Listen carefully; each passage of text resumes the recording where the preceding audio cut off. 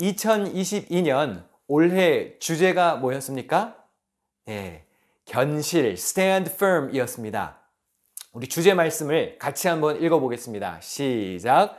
그러므로 내 사랑하는 형제들아, 견실하며 흔들리지 말고 항상 주의 일에 더욱 힘쓰는 자들이 되라.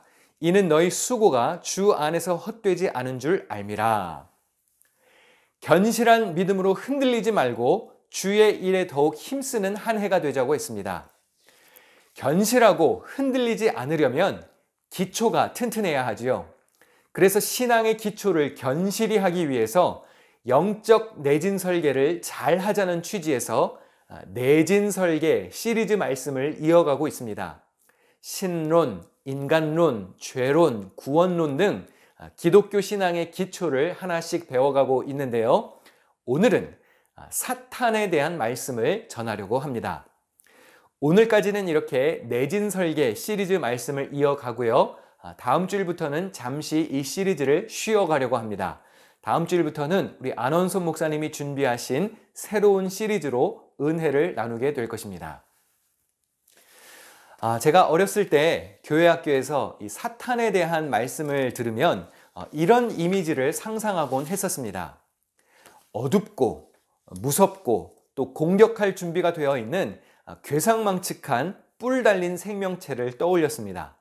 그래서 교회를 빠지거나 부모님이나 선생님 말씀을 잘 안 들으면 꿈속에 저런 괴물이 나온다든지 아니면 나중에 실제로 저런 사탄에게 괴롭힘을 당할 것이라는 협박 내지는 경고를 들으며 두려워했었던 기억이 납니다.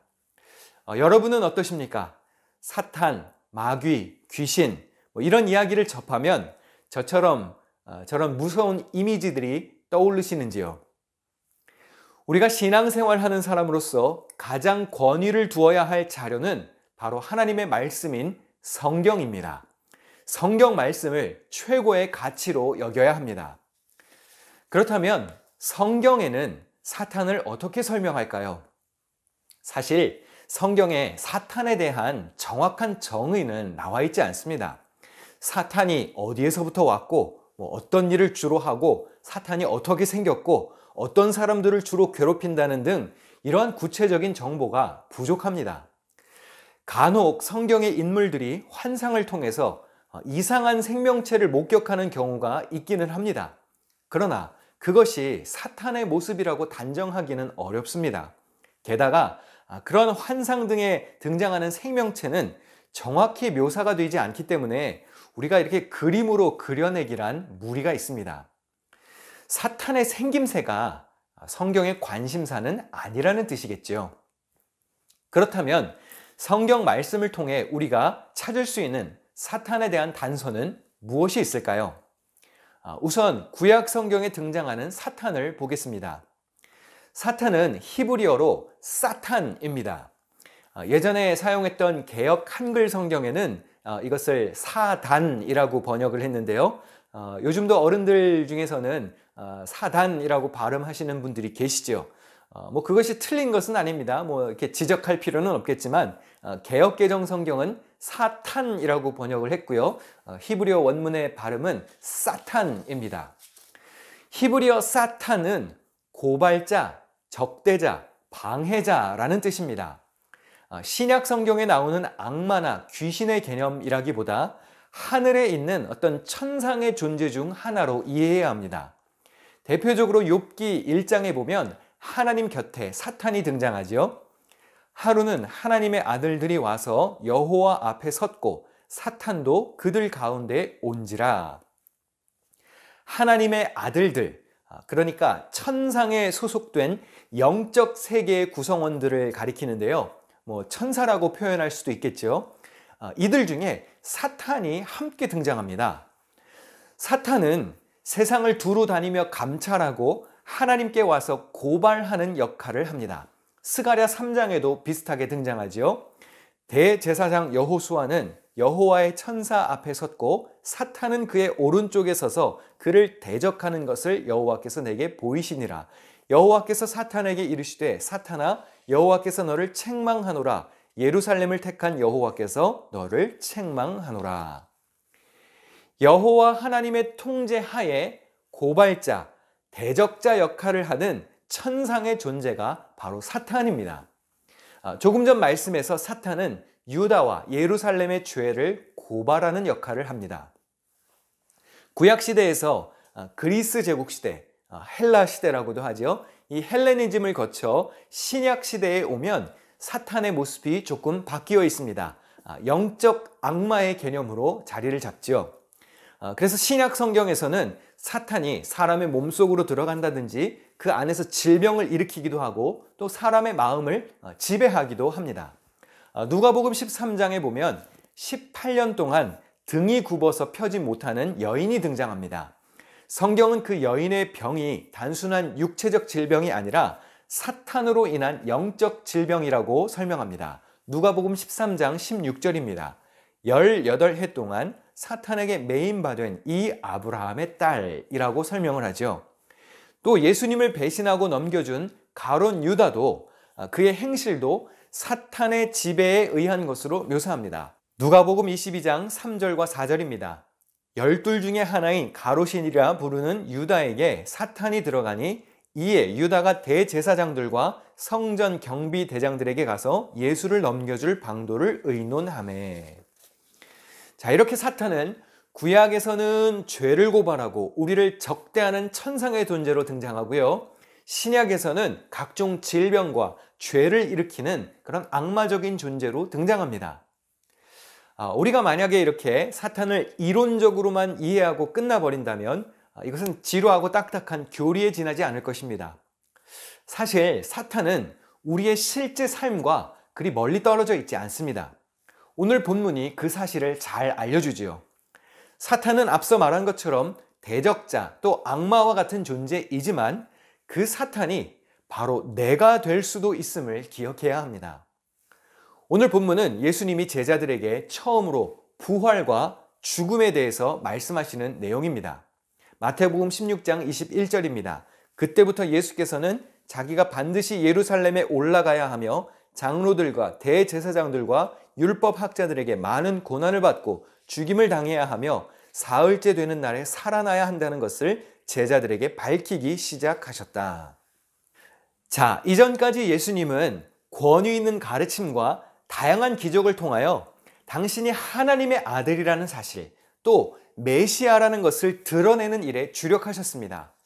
그러나 이제 예수님은 당신의 진짜 정체를 분명하게 밝히시고자 했죠. 예수님은 화려한 메시아가 되시기보다 고난받는 메시아, 죽임당할 메시아였음을 드러내셨습니다. 십자가 위에서 인류의 죄를 해결하는 것이 하나님께서 예수님에게 주신 이 땅 위의 사명이었죠. 그래서 예수님은 비로소 입을 열어 앞으로 당신이 당할 고통과 죽음 그리고 부활을 예고하셨던 것입니다. 그런데 제자들의 반응이 지금까지 놀라운 가르침과 경이로운 기적을 보았을 때와는 사뭇 다른 반응을 보입니다. 마태복음 16장 22절입니다. 베드로가 예수를 붙들고 항변하여 이르되 주여 그리 마옵소서 이 일이 결코 주께 미치지 아니하리이다. 안 된다는 것입니다. 아니 이제 좀 희망을 봤는데, 아니 내가 모시는 주님이 이제 좀 유명세를 타고 있는데 이대로만 가면 로마의 압제에 있는 우리 민족이 해방과 자유를 얻게 될 것 같고 예수님이 왕으로 군림한다면 제자들도 이제 한 자리씩 차지할 수 있을 것 같은데, 아니 예수님이 죽으러 가신다는 겁니다. 이건 완전히 초치는 말씀인 것이죠. 그래서 베드로가 대표로 나서서 예수님을 말렸습니다. 그런데 놀라운 것은 예수님의 반응입니다. 예수께서 돌이키시며 베드로에게 이르시되 사탄아 내 뒤로 물러가라. 너는 나를 넘어지게 하는 자로다. 예수님이 가실 십자가의 길을 막아서자 베드로에게 거침없이 사탄이라고 독설을 내뿜으십니다. 아니 베드로가 뭘 그렇게 잘못했을까요? 돈을 받고 예수님을 팔아버린 가룟 유다 같은 인간도 있었는데 어째서 베드로가 사탄이라는 소리까지 들어야 했을까요? 베드로는 예수님을 염려해서 했던 말이 아니었을까요? 예수님의 위대하심과 예수님의 거룩하심을 변호하고 주님이 죽지 않았으면 하는 사랑의 마음이 담겨 있었던 것이 아닐까요? 우리는 여기서 베드로의 만류를 좀 세심하게 관찰할 필요가 있습니다. 22절을 다시 한번 읽어보겠습니다. 베드로가 예수를 붙들고 항변하여 이르되 주여 그리 마옵소서 이 일이 결코 주께 미치지 아니하리이다. 자, 여기서 베드로가 예수님을 붙들고 항변했다고 했습니다. 여기서 헬라어의 원문을 보면 이 붙들다는 따로 예수님을 무리에서 떼어내어 별도로 만났다는 뜻입니다. 그리고 항변했다는 말은요, 예수님을 야단쳤다는 의미입니다. 꾸짖었다는 뜻입니다. 제자였던 베드로가 선생님인 예수님을 책망하며 매우 강하게 죽음과 부활의 길을 반대했던 것이죠. 이 당시 시대적 상황에서 랍비와 제자의 문화를 고려한다면 이것은 절대로 일어날 수 없는 반항이요 하극상입니다. 베드로가 예수님께 그리 마옵소서라고 했습니다. 역시나 원문을 살펴보면 절대로 그런 일은 있을 수 없다라는 의미로 되어 있습니다. 아니, 주님이 하시겠다는데 감히 사람이 안 된다고 하는 거예요. 주님은 죽음과 부활의 길을 걸어 가시겠다는데 베드로는 자신의 강한 의지로 하늘의 뜻을 묵살하고 있습니다. 이것은 무지와 교만의 극치라고 할 수 있습니다. 이 이야기 바로 앞에는요, 빌립보 가이사랴에서 베드로가 예수님께 이런 멋진 고백을 하는 장면이 나옵니다. 주는 그리스도시요 살아계신 하나님의 아들이시니이다. 그때 예수님은 베드로에게 이렇게 응답하셨습니다. 네가 복이 있도다. 너는 베드로라. 내가 이 반석 위에 내 교회를 세우리니 음부의 권세가 이기지 못하리라. 베드로는 주님을 메시아라고 하나님의 아들이라고 고백했고 예수님은 베드로에게 교회를 세울 반석이라고 칭찬했습니다. 이게 불과 몇 절 앞에서 일어난 사건입니다. 어쩌면 여러분 성경책에 같은 지면에 나와 있을지도 모르겠습니다.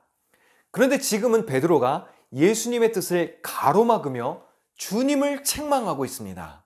그리고 예수님은 반석이라 칭찬한 베드로를 이번에는 사탄이라고 꾸짖습니다.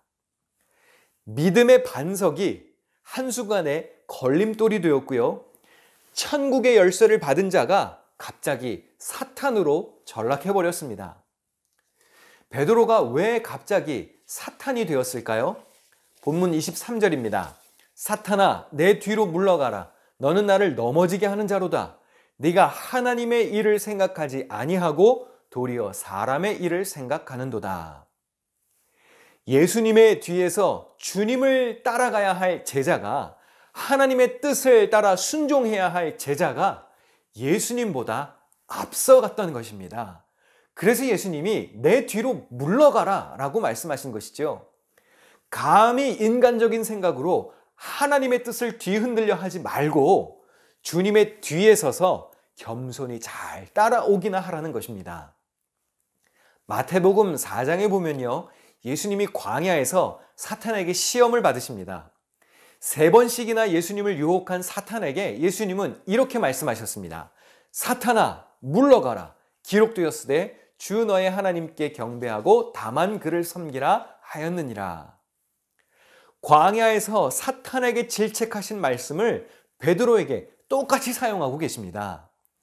지금은 베드로가 예수님을 유혹하는 사탄의 도구로 전락해버린 것이죠. 여러분 잘 기억하셔야 합니다. 제자의 사명을 잘 감당하면 교회의 기초가 되는 바위가 될 수 있습니다. 그러나 예수님의 길을 방해한다면 같은 돌이기는 한데 걸림돌이 될 수도 있습니다. 베드로는 하나님의 일을 생각하지 않고 사람의 일을 생각했습니다. 하나님의 일은 무엇일까요?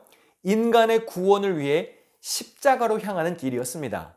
사람의 일은 나의 안전과 이익을 먼저 생각하는 것이었습니다. 예수님은 인간을 구원하시려고 숭고한 희생을 다짐하셨습니다. 그러나 베드로는 그런 하나님의 뜻을 생각하지 않고 사라질 것에 대한 보존 욕구에 정신이 팔렸습니다. 사탄이 어떤 괴상한 형상을 지녔고 얼마나 무서운 귀신 같은 존재인지를 밝혀내는 것보다 더 중요한 것은 그 사악한 사탄이 바로 내가 될 수도 있음을 기억해야 하는 것입니다. 여러분, 예수님보다 앞서가는 자가 사탄입니다. 예수님의 십자가 사역을 막는 자가 사탄입니다. 주님은 십자가의 길, 희생과 섬김의 길, 자기 비움의 길로 향해 가고 계시는데 인간적인 야망과 욕심, 그리고 나의 판단과 나의 생각으로 그것을 거부하고 주님, 이건 아니잖아요. 예수님 그러시면 안 된다고요. 라고 말하는 태도, 그것이 사탄이 되는 길입니다. 그렇다면 교회 안에서도 얼마든지 사탄은 존재할 수 있습니다. 지금 이 자리에 예배를 드리러 나왔다 할지라도 하나님의 뜻을 생각하지 않고 주님보다 여러분들이 앞서가 있다면, 사람의 일을 생각하고 계시다면 여러분은 사탄의 길로 가고 있는 것입니다. 목사, 전도사, 장로, 권사, 집사라는 타이틀을 갖고 있어도 여기서 자유로울 수는 없습니다. 예수님의 길을 가로막는 자가 사탄의 도구가 되는 것입니다. 여러분들의 모임 중에 우리가 회의를 할 때, 예배를 드릴 때, 대화를 나누고 친교를 할 때 하나님의 뜻을 따라 일하려고 하는데 나의 생각으로 안 되는데요? 그렇게 할 수 없겠는데요? 사탄이 되는 지름길입니다. 하나님보다 앞서는 것은 교만입니다. 초대교회 교부들은 교만을 포함한 7가지 나쁜 죄악을 모아 7죄종, The Seven Deadly Sins라고 불렀습니다. 여기에는 교만, 시기, 탐욕, 탐식, 분노, 정욕, 나태가 포함이 됩니다. 이 극악한 7가지 죄악 중에 처음으로 꼽히는 것이 무엇이냐? 교만입니다. 뭇별의 보좌라고까지 표현을 했죠. 교만이 뭐가 그렇게 큰 문제일까요? 신명기 8장 14절에서 18절을 보겠습니다. 내 마음이 교만하여 내 하나님 여호와를 잊어버릴까 염려하노라. 여호와는 너를 애굽 땅 종되었던 집에서 이끌어내시고 너를 인도하여 물이 없는 건조한 땅을 지나게 하셨으며 또 너를 위하여 단단한 반석에서 물을 내셨으며 내 조상들도 알지 못하던 만나를 광야에서 내게 먹이셨나니 그러나 내가 마음에 이르기를 내 능력과 내 손의 힘으로 내가 이 재물을 얻었다 말할 것이라. 내 하나님 여호와를 기억하라. 그가 내게 재물 얻을 능력을 주셨음이라. 교만이 왜 그토록 무서운 것일까요? 교만은 하나님을 잊어버리게 만듭니다. 아무것도 아닌 존재였던 나를 하나님께서 은혜로 구원하셨습니다. 그런데 교만은 그런 하나님의 은총을 망각하게 합니다. 그리고 나 자신, 내 생각, 나의 자아를 내 중심에 자리 잡게 만듭니다. 베드로가 조금 전까지는 예수님을 그리스도라고 살아계신 하나님의 아들이라고 고백했습니다. 그래서 그 고백 위에 교회를 세우시겠다는 예수님의 영광스러운 칭찬도 들었죠. 그런데 지금은 자신이 고백한 그 메시아보다 자기 자신이 하나님의 뜻을 더 많이 아는 것처럼 주님을 앞서가고 있습니다. 예수님의 반응은 사탄아, 내 뒤로 물러가라 였습니다. 나를 앞서가지 말라는 호통입니다. 누가 누구를 야단치는 것이냐는 거죠. 오늘 이 말씀은 우리에게 경고합니다. 조금 전까지 성령 충만하고 어제까지 은혜 받아서 거룩한 삶이었을지라도 순간적으로 하나님의 뜻을 분별하지 못하고 걸림돌이 된다면 우리도 곧 사탄으로 전락할 수 있다는 것을 말합니다. 여러분, 한순간입니다. 거룩한 의인에서 사탄으로 전락하는 것은 한순간입니다. 같은 성경의 장 안에서 베드로는 믿음의 반석, 교회를 세울 선국 열쇠를 받은 의인이었지만 바로 다음 이야기에서는 사탄으로 전락했습니다. 우리도 그럴 수 있다는 것입니다. 선줄로 생각하는 자는 넘어질까 조심해야 합니다.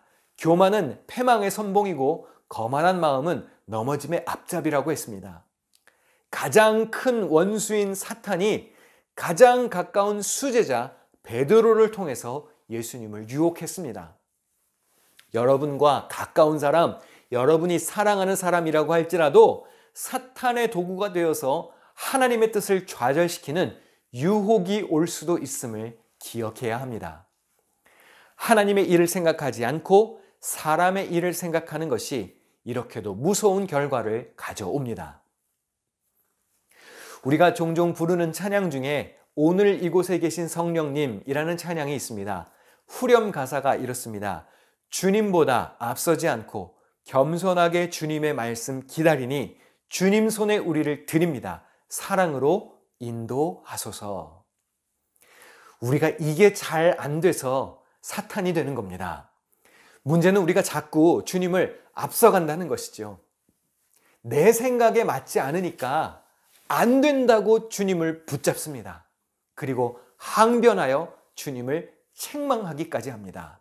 감히 피조물이 창조주에게 대들어버립니다.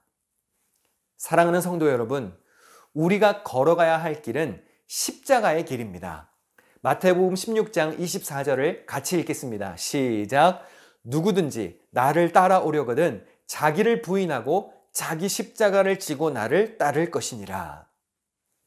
자기를 부인한다는 말은 자기 자신과 아무런 관계가 없는 사람인 것처럼 행동하라는 뜻입니다. 다시 말하면 자기 자신을 이미 죽은 사람처럼 취급하는 것이죠. 나의 자아, 나의 생각, 나의 가치관 등 인간적인 안전과 행복에 대한 본능적인 욕구를 거부하라는 뜻입니다. 마치 사도 바울이 갈라디아서에서 이렇게 고백한 것과 같은 맥락입니다. 우리 같이 한번 읽어보겠습니다. 시작. 내가 그리스도와 함께 십자가에 못 박혔나니 그런즉 이제는 내가 사는 것이 아니요 오직 내 안에 그리스도께서 사시는 것이라. 나는 십자가에서 죽었으니 이제 나는 없는 것입니다. 오직 예수로만 사는 것이죠. 이 사순절 기간에 우리가 실천할 수 있는 최고의 거룩은 무엇이겠습니까? 바로 예수 그리스도의 십자가를 짊어지는 것입니다. 인간적인 야망은 버리고 희생과 고난을 따르는 삶을 사는 것입니다. 나는 죽고 예수로 사는 삶, 나를 부인하고 십자가를 짊어지는 삶, 사람의 일을 뒤로하고 하나님의 일을 생각하는 삶, 그런 하나님 마음에 합한 성도들이 되시기를 축원합니다. 혹시 하나님보다 앞서가고 계십니까? 오늘 설교의 제목처럼 물러가라 말씀하신 예수님의 음성을 여러분의 마음속에 새기시기를 바랍니다. 사탄의 도구로 쓰임받는 서글픈 인생에서 벗어나 겸손히 주님의 말씀대로 순종하는 그런 견실한 믿음의 주인공들이 되시기를 축원합니다. 기도하겠습니다.